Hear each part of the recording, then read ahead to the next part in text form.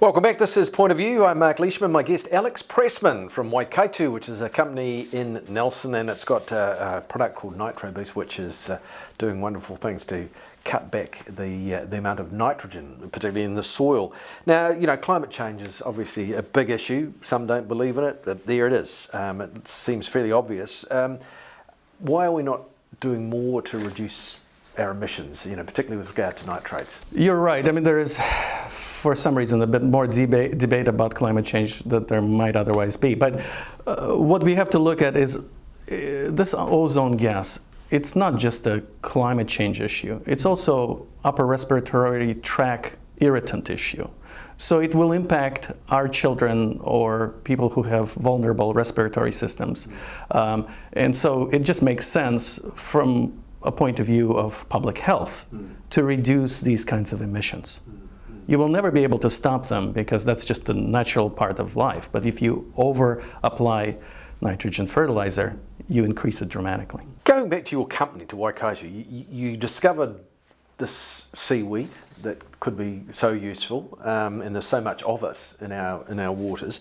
What was the next phase? How did you get the company going and you know, build a facility to process it? Yes. It was a completely different thing for me, Mark. I come from this software world, you know. I don't know anything about seaweed or what you can do with it. It was really an intellectual curiosity that drove me. And then I built a team around me of people who totally understand the chemistry behind it, which is quite complex and very interesting, and also distribution, manufacturing, and so on. And together, as a team, this is bigger than one person, yes, we came up with a solution to these problems. Because there was nothing in New Zealand really at that scale of processing seaweed. So the process, what do? Do you melt it down and it becomes a liquid? Is that what it is, or what? Yeah, so what we do is we first have to go and get it. We get onto the mussel barges and we lift those big mussel lines. They weigh tons and tons using hydraulics, davits, cranes, and by hand we cut off the seaweed from the mussel lines and we throw them in big bins, and at the end of the day we have several tons of this seaweed which we put on the truck and off it goes. Yeah. For 3 hours it's got to go from usually Port Underwood in Marlborough Sounds, yes, to Nelson area. And the next morning it's still alive, and next morning we're already grinding it up and definitely not melting it, because if you melt it, it means you're applying heat and it destroys some of the efficacy of the product. Right. So we want to be, we treat it as a food for plants. So you don't dry it out or anything like that? No, we go from literally live to munched. And then, surprisingly enough, the biggest issue for us was separating what's left of the cell wall and fiber from the extract, because seaweed will clog any filter within seconds. So we had to come up with that process, and then we had to stabilize it in an organic way. And so what does it end up as? Is it a liquid? It is a liquid. They can mix it with any other liquid, or and then water and apply it. It's very efficacious, and it's not very expensive because you don't need a lot, just 3 to 5 liters per hectare. Is the Marlborough Sounds the only place you harvest? Or? We have a partner in Dunedin Harbour also. Right. So we're mostly it's coming from Marlborough Sounds, but once in a while we get some from Dunedin and also. Transported up to your processing? Yeah, in a refrigerated truck, yeah. So how long was the process of getting all this going and coming up with the idea and following it all the way through? Well, the idea is the easiest part. To actually create a process from end to end, register the products, make sure that they're safe, and trial them for several seasons to make sure that they actually work.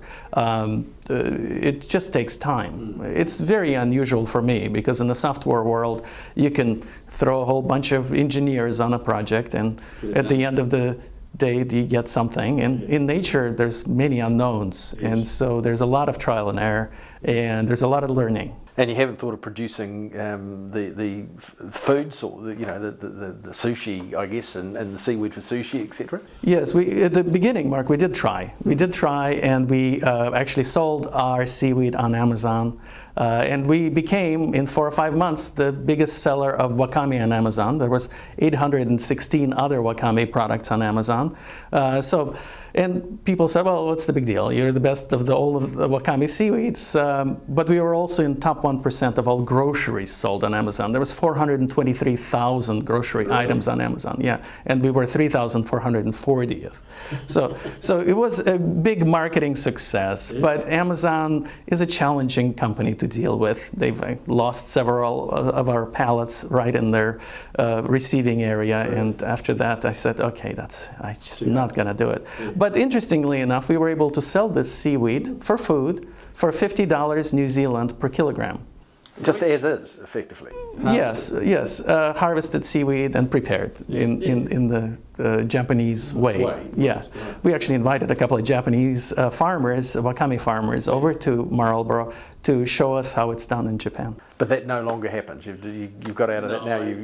I really decided that the biggest issue we have is in the agricultural sector, and I wanted to put all my efforts in one. There are other wakame products on the market. What's another one? Even though ours is probably the very best, it's better to focus on where the need is the biggest. So how bad is our water pollution here in New Zealand? Well, it's pretty shocking for a country that purports to be clean and green. And I was just in China. They have a much more serious problem.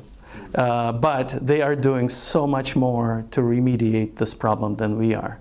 I've talked to several members of the Chinese government, and they showed me their program in its entirety. For example, they've cut all fertilizer. They capped it at a certain level now. There is no way that China is increasing its use of fertilizer.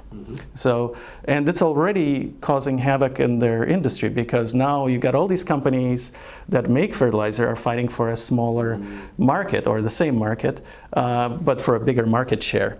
And so the price of fertilizer in China has dropped in the last month or so by over 10%.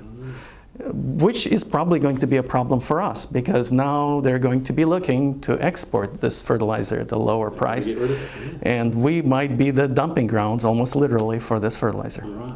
So you're impressed with what they're doing. I mean, that's one way that they're cutting back the fertilizer use. Any other ways as well of trying to improve their water pollution? I was impressed by the problem they have in for example, Anhui province, which is near Shanghai. They have entire lakes, the size of Lake Taupo, covered in green slime. You cannot see any water. It's just green slime. You can see boats making tracks in it. It's horrific, because what it does is it takes all the oxygen out of the water and kills all the fish. So now you've got green slime and dead fish. So and that's strictly because of overuse of nitrogen fertilizers in farming.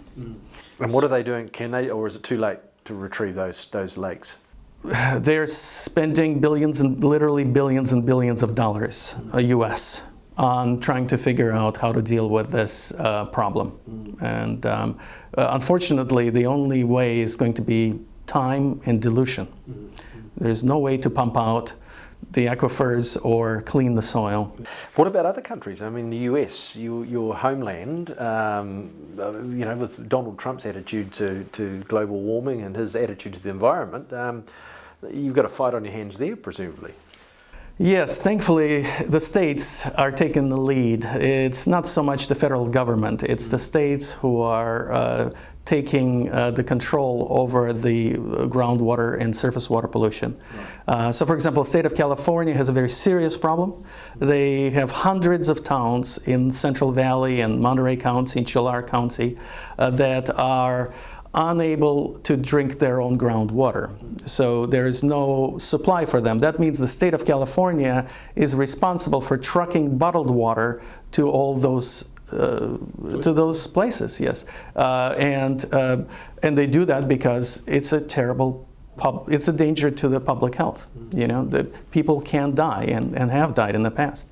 So, so it's a very serious problem. The cost to the state of California is massive, right? And seeing that it's such an incredible cost, borne by the taxpayer, they are looking to cap industry fertilizer usage by 40% reduction. So that's what they're looking. In Minnesota, they're actually thinking of completely banning urea, ammonium nitrate, any chemical fertilizer. That's how bad things have gotten there. So you've got all these states that are trying to come up with a solution for this problem, which is possibly intractable in some cases. So are we doing enough here? Is our government onto it? I know there's quite a strong green lobby within the government now. Will that work? I mean, what are they doing? They are talking a lot about it, which is, I suppose, quite common with government.